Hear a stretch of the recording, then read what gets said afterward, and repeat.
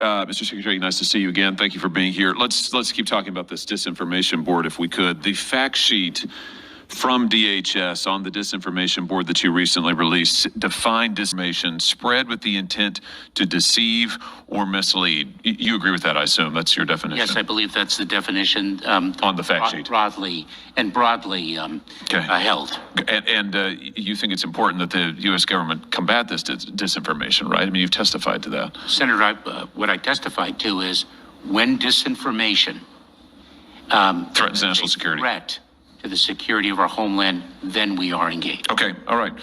Good, and I presume that's why you've set up this disinformation board. So let's have a look at the person whom you've selected to head this new disinformation policing effort, and let's look at what she has been spreading online.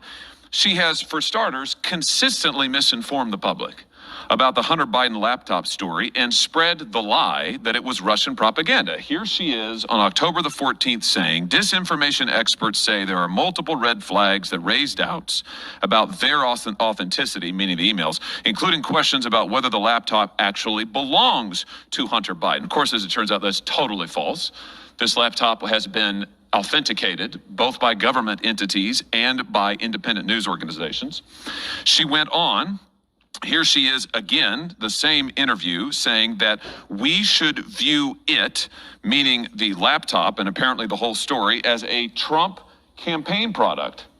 That is also a lie, which you know. It's not a Trump campaign product. It never was a Trump campaign product. But she didn't stop there. Here she is on October the 22nd in 2020, this time taking to social media, saying that Biden notes 50 former NatSec officials and 5 former CIA heads that believe the laptop is a Russian influence op. Laundering here, using former government officials to launder the lie that this was in fact a Russian influence op, which of course is not true at all. Here she is also on October the 22nd, still on social media, this time saying, the emails don't need to be altered to be part of an influence campaign. Of course, they weren't altered. Voters deserve that context, not a fairy tale about a laptop repair shop. Of course, we know the only person in all of this telling a fairy tale is Ms. Jankowicz on social media repeatedly for days and days on end. How about a different set of examples? She has consistently spread false and misleading claims about the Steele dossier, which we now know was actually itself a piece of Russian propaganda. Here she is on December the 8th, 2017, responding, by the way, to United States Senator. She's responding to Lindsey Graham. She says to him, your party funded the dossier first. The FBI was investigating Trump since the summer, but didn't make it public. The American public deserve to know. This is false. The people who funded the dossier were the Clinton campaign, which we now know. This has been verified. This is outright falsehoods. But she didn't stop there. Here she is on August the 7th, 2020, promoting Christopher Steele, the stooge who helped launder Russian propaganda, including lying to the FBI about it. Here she is lauding him as a trustworthy and legitimate source. Classic disinformation. She says she listened to this last night. Chris Steele, yes, that Chris Steele, providing great historical context about the evolution of disinformation.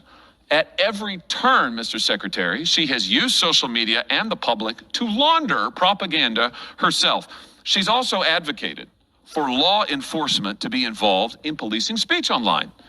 Here she is in an NPR interview this year, just a few weeks ago, April 16th, 2022. This is Ms. Jankowicz, and I quote, I shudder to think about if free speech absolutists were taking over more platforms. We need platforms to do more, and we frankly need law enforcement and our legislatures to do more as well. And then she goes on to praise legislation in other countries that involves policing speech. Or here she is on February 17th of 2021, saying that the free speech versus censorship dichotomy is false, and calling herself in a TikTok video the Mary Poppins of disinformation, where she sings that members of Congress shouldn't be permitted to spread misinformation on the floor and otherwise taking to task those who propagate views she disagrees with. Here's my question to you. If your intent was to combat misinformation online or in the government, why on God's green earth would you nominate someone who is a human geyser of misinformation? Senator, I am ultimately responsible for the hiring of Ms. Jankowicz to be the executive director of the Disinformation Governance Board. In my capacity as the secretary, why did you choose her? I bear responsibility for that. I understand that she is an expert in disinformation. Yes, indeed, spreading it. And she will have an obligation to execute her responsibilities in a nonpartisan way. Were you aware of these? Were you aware of this information when you chose her? Everything I've just shown you? I was not. How could you not be? Did you do any research on her? Senator, I will not discuss the internal workings of the hiring process. You won't? Of the Department of Homeland Security. Well, let me ask you about this. I'm sure there are documents pertaining to this board, minutes of meetings, communications about who would serve on the board. Will you release those to this committee? Senator, there are not yet this governance board. Wait a minute. There are no minutes of meetings about this board? It is not yet. You've not created any records? It has not yet begun its work. You've hired her. You surely had deliberations about hiring her. The board has not yet met. You had deliberations about hiring her, though, correct?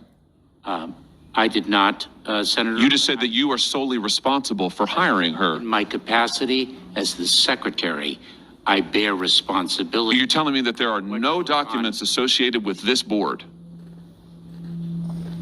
I don't know. You asked for meeting minutes of meetings, documents pertaining to the board, any records of communications about who would serve on the board. Will you turn those over to this committee? Any document pertaining to this board, will you turn it over to this committee? Senator, we owe you documents with respect to the work of this board that already are in existence. So you'll turn them all over. You will turn those documents over to this committee. Unless there is a legal basis for us not to do so.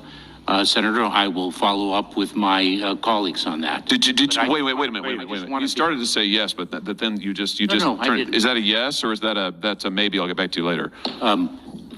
Senator, I owe openness and transparency with this committee, and we will produce the documents that you have requested unless there's a legal prohibition from us doing so. Unless there's Thank you. If I could just conclude, Mr. Chairman, here's the last thing I'll say on this, Mr. Secretary.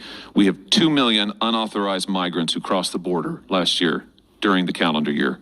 We have 245,390 illegal crossings just this year in the Rio Grande Valley. And your priority is setting up a board and hiring someone who has gone to TikTok to talk about stopping speech she doesn't like, who has mocked voters, supporters of the last president. That has been your priority. To say that your priorities are misplaced, I think, is a dramatic understatement. And the time has come, I think, Mr. Secretary, for you to resign. Thank you, Mr. Chairman.